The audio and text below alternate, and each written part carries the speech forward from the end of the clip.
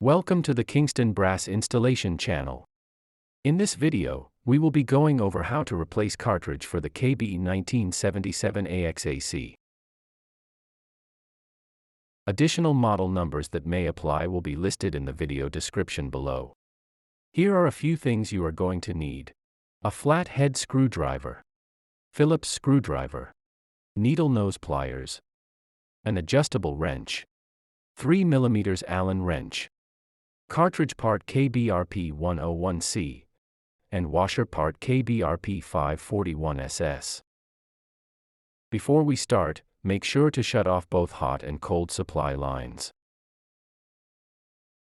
Begin by loosening the hot and cold button on top of each handle using a thin flathead screwdriver. Loosen screws on the inside and remove handle.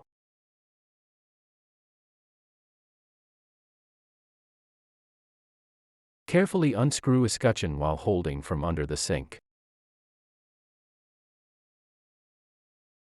Next, remove cartridge adapter.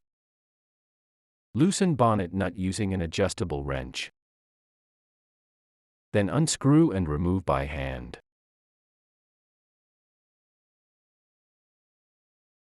Carefully pull old cartridge out using needle nose pliers.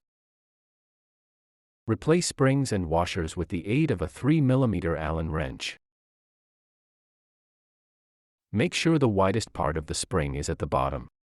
Test it by pushing on the rubber washer. It should feel springy.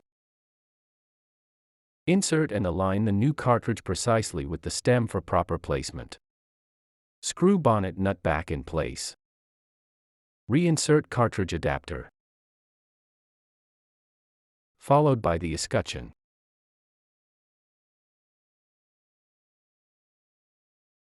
Insert handle back and tighten the screw. And finally the hot and cold buttons. Before we finish, it's essential to turn on water supply and check for any leaks.